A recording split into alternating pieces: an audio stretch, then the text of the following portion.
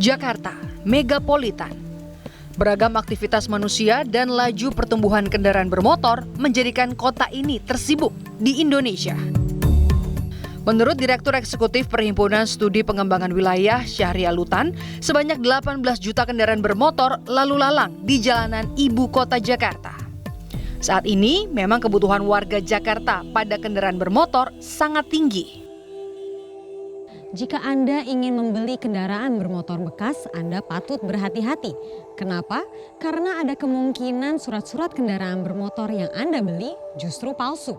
Lalu, tahukah Anda, peredaran STNK palsu dapat terjadi pada siapa saja dan di mana saja. Demi meraup keuntungan, para sindikat pemalsu STNK dengan lihai menjerat korbannya. Keberadaan mereka menjadi rahasia umum, namun dicari. Lantas seperti apakah STNK palsu ini? Bersama Target, ikuti penelusuran saya. Hampir seluruh masyarakat di Jakarta menggunakan kendaraan bermotor. Kebutuhan pada moda transportasi pribadi ini otomatis menumbuhkan jual beli kendaraan bermotor. Transaksi jual beli mobil dan motor terjadi setiap hari. Namun beredarnya STNK palsu cukup meresahkan masyarakat. Pada tahun 2017, sebanyak 15 kasus ditemukan. Sedangkan pada awal tahun hingga bulan Mei 2018 telah ditemukan 5 kasus STNK palsu. Satu di antaranya adalah kasus STNK di mana 2 kendaraan bermotor memiliki nomor rangka dan nomor mesin yang sama. Data temuan kasus STNK palsu belum termasuk data yang ditemukan oleh unit Ditreskrimum Polda Metro Jaya. Ya, kalau kita berbicara tentang STNK ya, STNK berkaitan dengan identitas di situ ya. Identitas bisa tentang kepemilikan kendaraan, identitas tentang kendaraan itu sendiri kan itu ada ya. Jadi ada tertulis di STNK ada nomor polisi, ada nomor rangka, nomor mesin di situ. Jadi ada identitas itu sendiri. Dan tentunya itu kan digunakan untuk sebagai bukti administrasi suatu kendaraan bermotor. Dan inilah yang sering dilakukan oleh orang yang kepingin mencari suatu keuntungan, tetapi dia menggunakan cara-cara ilegal.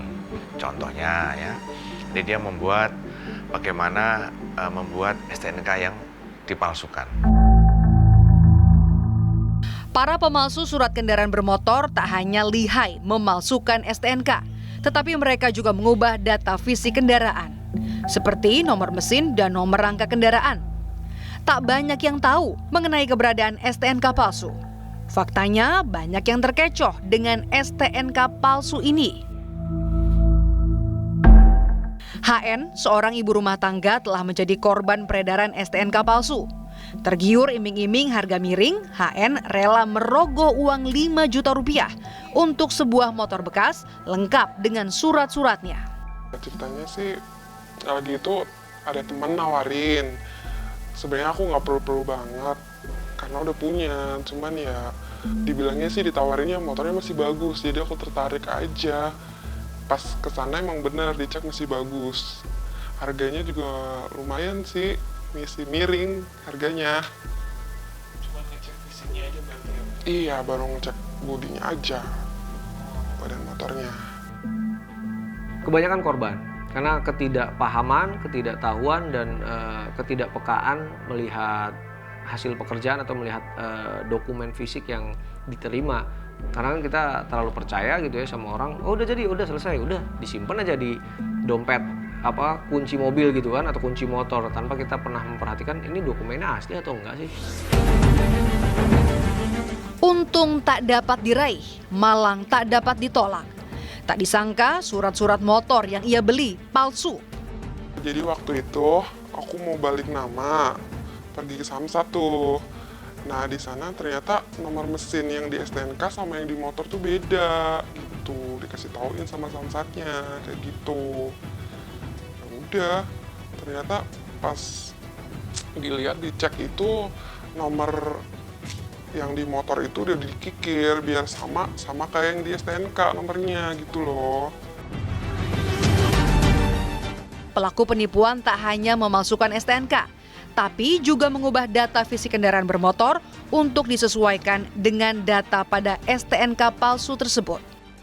Yang banyak kita temukan adalah dokumennya palsu dan juga data kendaraannya palsu, atau dia hanya mencomot misalkan kendaraannya ini hasil curian, contohlah mobil X gitu kan, identitasnya tertulis namanya A, kemudian alamat, nomor rangka mesin. Nah itu di cloning untuk dimasukkan ke dalam dokumen tersebut gitu. Yang banyak kita temukan adalah dokumennya palsu, kemudian data kendaraannya juga hasil silang-silang gitu kan dari kendaraan yang bukan seharusnya didaftarkan sebagai kendaraan tersebut. Biasanya, korban penipuan STNK palsu akan mengetahui surat-surat kendaraannya palsu setelah mengurus balik nama atau perpanjangan STNK kendaraan ke Samsat. Ya, karena itu terbilangnya palsu, ya udah jadi ditahan. Daripada saya dikira ikut jaringan palsu, ya mendingan saya ikut aja ditahan. Itunya, STNK-nya. STNK-nya Mm. sama Motornya juga, ya namanya juga saya kan kurang tahu yang asli gimana, yang palsu gimana. Bedanya tuh gimana aku nggak ngerti gitu. Iya, saya malah baru tahu kayak gini.